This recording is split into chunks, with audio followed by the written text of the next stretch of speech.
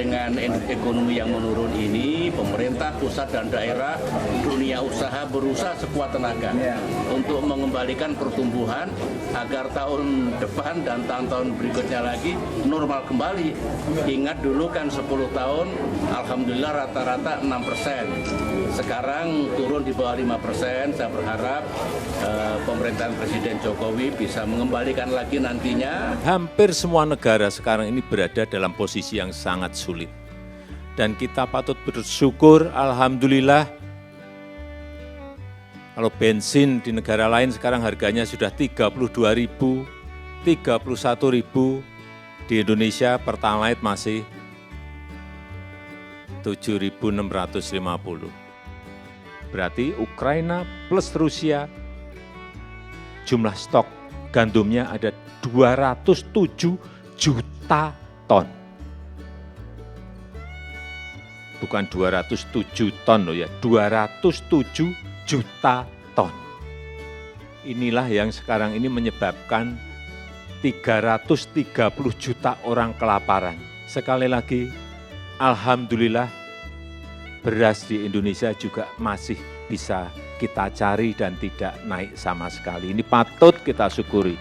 Harapannya bangsa ini semakin mampu mandiri, semakin mampu merawat kebangsaannya, kebinekaannya, dan itu menjadi landasan dasar untuk menjadi bangsa yang mandiri.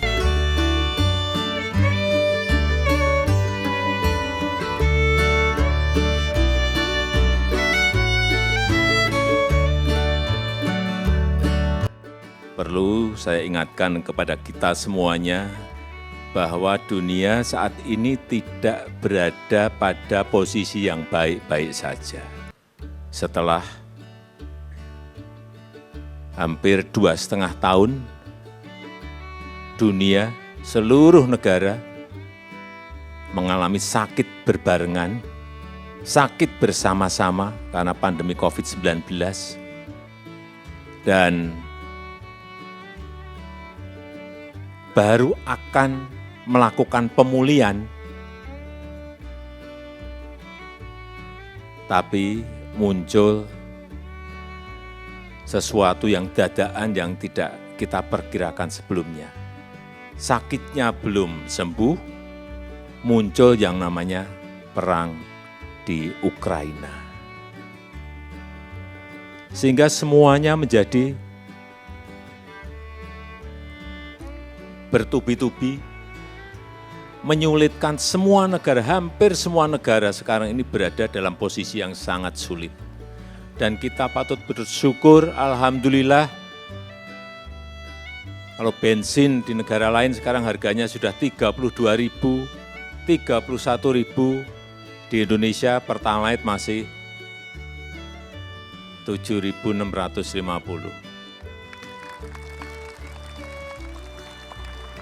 Tapi juga perlu kita ingat, subsidi terhadap BBM itu sudah sangat terlalu besar. Dari 170-an sekarang sudah 502 triliun rupiah.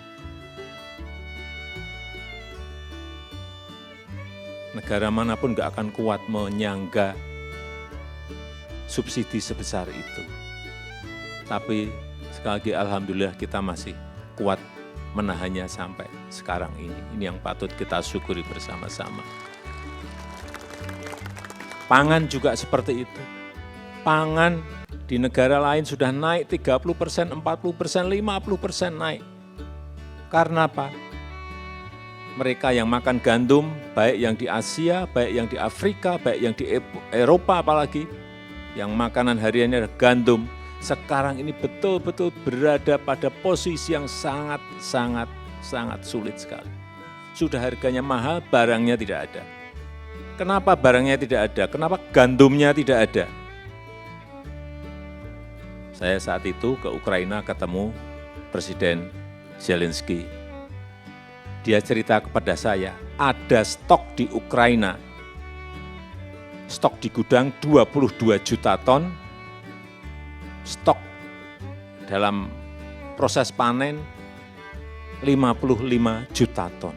Artinya ada 77 juta ton gandum diam di Ukraina nggak bisa keluar karena perang. Saya bicara 1,5 jam dengan Presiden Zelensky. Naik kereta api dari Polandia ke Kiev di Ukraina, 12 jam. Ke sini 12 jam, balik lagi ke Polandia 12 jam. Pindah ke Moskow, ketemu Presiden Putin. Dia cerita juga kepada saya, ada stok gandum di Rusia itu 130 juta ton. Berarti Ukraina plus Rusia jumlah stok gandumnya ada 207 juta ton. Bukan 207 ton loh ya, 207 juta ton. Inilah yang sekarang ini menyebabkan 330 juta orang kelaparan. Mungkin 6 bulan lagi bisa 800 juta orang akan kelaparan dan kekurangan makan akut karena tidak ada yang dimakan. Sekali lagi, alhamdulillah beras di Indonesia juga masih bisa kita cari dan tidak naik sama sekali. Ini patut kita syukuri. Berkat kerja keras Bapak Ibu dan saudara-saudara semuanya. Berkat ikhtiar kita gotong royong bersama-sama. Kemudian muncul krisis pangan, krisis energi juga sama. Di semua negara gas sampai harganya 5 kali lipat, bensin naik 2 kali lipat. Inilah kesulitan-kesulitan yang dialami oleh hampir semua negara. Tidak negara kecil, tidak negara besar, tidak negara kaya, tidak negara miskin, semuanya mengalami hal yang sama. Sehingga muncul krisis yang ketiga, yaitu krisis keuangan.